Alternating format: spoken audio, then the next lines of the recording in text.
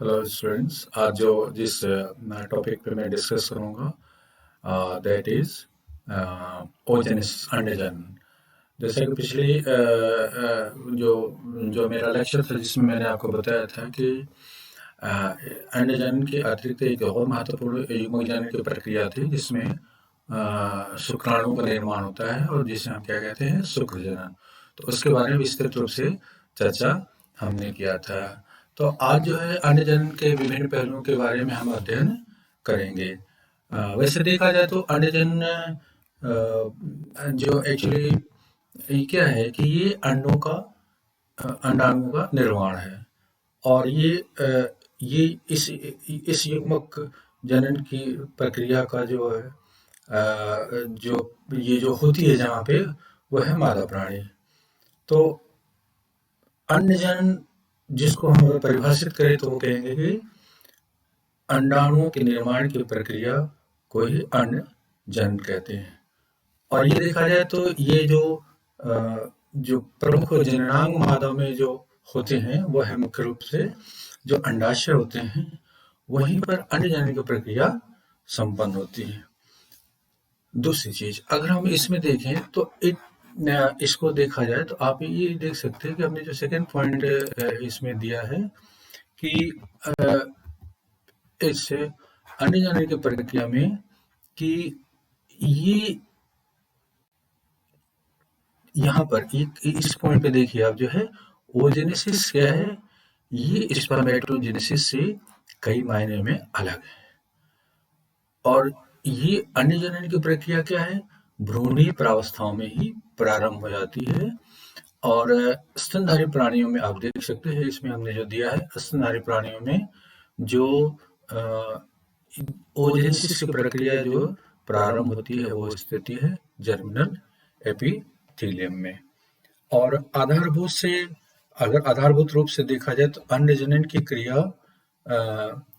में भी जो 3 चरण होते हैं या 3 अवस्थाएं होती हैं जिनको हम विभेदित कर सकते हैं।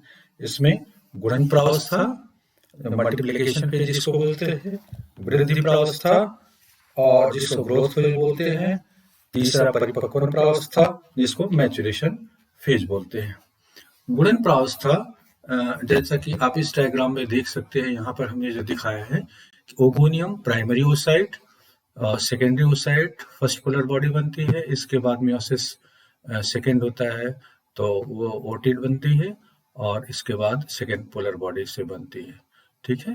और लास्ट एंड फाइनली ये ओवम का निर्माण होता है। तो गुणन प्रावस्था, इस प्रावस्था में क्या होता है, जननिक उपकला में उपस्थित कोशिकाएं बड़ी होकर प्रीमोर्डिया जनन कोशिकाएं बनाती हैं जो समसूत्री विभाजन द्वारा विभाजित होकर जननिक उपकला से पृथक हो जाती हैं एवं ओगोनिया या ओमदसल कहलाती हैं। ओगोनिया फिर कई बार समसूत्री विभाजन द्वारा विभाजित होकर प्राथमिक अंड कोशिकाओं जिसको प्राइमरी ओसाइट कहते हैं एवं पुटकी या पोषक कोशिकाओं का निर्माण करती हैं। ये कोशिकाएं भी क्या होती हैं, अगर देखा जाए तो ये द्विगुणित होती हैं। इसके बाद जो ओजेनेसिस की जो दूसरी महत्वपूर्ण प्रक्रिया है वो क्या है, वृद्धि प्रावस्था, ग्रोथ फेज। प्राथमिक अंड कोशिकाएं जिसको प्राइमरी ओसाइट कहते हैं वृद्धि प्रावस्था में प्रवेश करती हैं। अंडाणु जनन की क्रिया में वृद्धि प्रावस्था एक महत्वपूर्ण अवस्था होती है। इस अवस्था में विकसित होने वाले भ्रूण के लिए आवश्यक पोषक पदार्थ का संश्लेषण एवं संचय किया जाता है।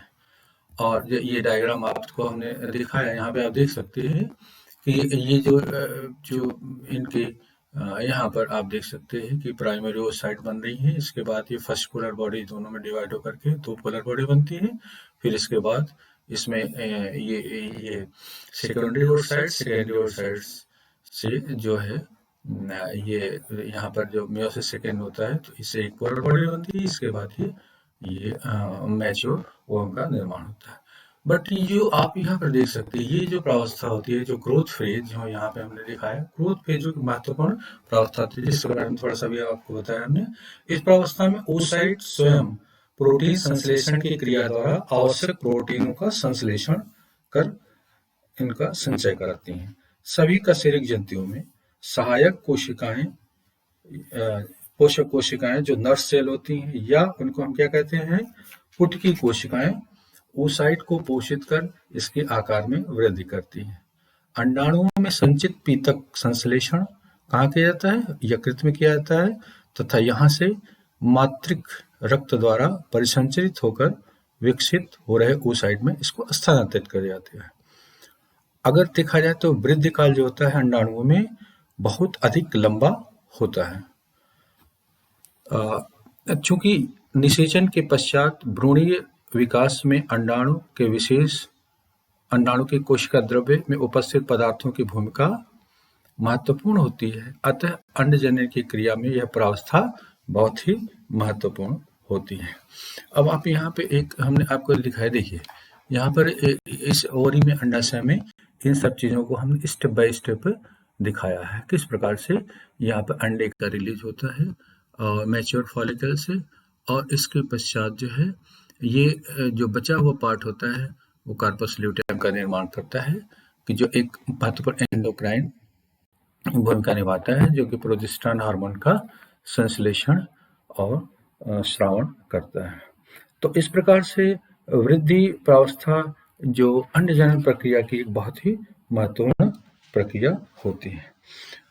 दूसरी बात, अब अगर हम इसमें देखें तो ये जो अंडजनन को जो बांटा गया है इनको की प्रक्रिया को कैसे करती हैं, तो इसको प्रीनेटल, एंट्रल और इनमें प्री ओवुलेटरी और ओवुलेटरी, जैसे कि हमने बताया था कि इस देखिए अब इसमें क्या होता है, प्रीनेटल, जब हालांकि वो तीनों चरण हमने बताया था, इसमें प्रीनेटल में क्या होता है कि ये प्राइमरी oocyte का ग्रोथ जो होता है वो मियोसिस फर्स्ट के लेवल पर रुक जाता है, और जो फॉलिकुलर सेल्स होती हैं वो प्रोलिफरेट करती हैं और स्ट्रेटिफाइड क्यूवेट एपिथेलियम में परिवर्तित होती है।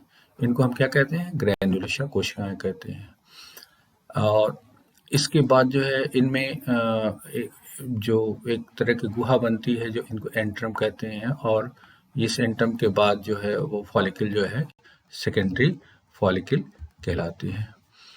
प्री ओवुलेटरी फेज में आप देख सकते हैं कि यहाँ पर LH हार्मोन का ज़्यादा स्राव होता है, और यहाँ पर मियोसिस फर्स्ट कंप्लीट हो जाती है, और ये दोनों जो हैप्लॉइड सेल्स होती हैं जो अनइक्वल साइजेस में क्या होती हैं, ये डिवाइड होती हैं, ठीक है।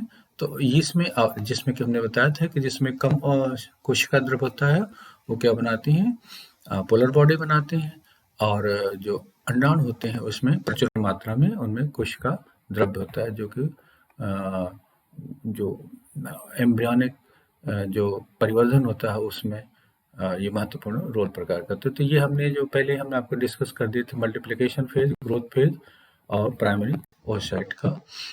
मैचुरेशन फेज में, परिपक्वन प्रावस्था में जो है इसमें आप देख सकते हैं कि मैचुरेशन फेज जो कि मियोसिस से जो हमने बताया इसमें कि ये जो मैच्योर ओवम का निर्माण होता है, इस मैच्योर ओवम के निर्माण के लिए यह मैचुरेशन फेज जो परिपक्वन प्रावस्था ये बहुत ही अति महत्वपूर्ण है इसमें। और इस प्रकार से जो इनमें first maturation division, second maturation division होता है, जिनमें हमने बताया था कि जो पोलर बॉडीज बनती हैं, पोलर बॉडीज जो पुनः डिवाइड होती हैं, और एक उसमें से 3 में से एक कोशिका जो होती है प्रचुर मात्रा में कोशिका द्रव्य को धारण की होती है, अगुणित कोशिका, उसमें जो गुणसूत्रों की संख्या होती है जिसको हम अंडाणु कहते हैं, और वही जो है निषेचन के लिए तैयार होती है। आप देख सकते हो कि अंडजनन की प्रक्रिया को जो नियंत्रण करने वाले जो हार्मोन्स होते हैं, यहाँ पर जो GnRH हाइपोथैलेमस रिलीज करता है वो एंटीरियर पिट्यूटरी पर अपना प्रभाव डालता है, और यहाँ पर आप देख सकते हैं कि LH और FSH हार्मोन ये अपना रोल प्ले करते हैं, ठीक है। तो FSH बेसिकली क्या होता है कि ये एस्ट्रोजन के फॉर्मेशन को प्रमोट करता है और ओजन से प्रक्रिया को आगे बढ़ाता है, और LH हार्मोन क्या करता है, अंड निक्षेपण जिसको ओवुलेशन कहते हैं वो उसके लिए जिम्मेदार होता है।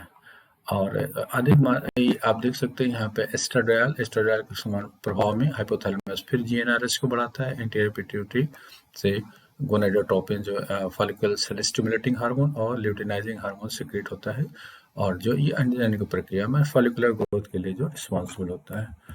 तो इस प्रकार से हम देखते हैं कि ये हार्मोन कितना अहम भूमिका इसमें भी निभाता है।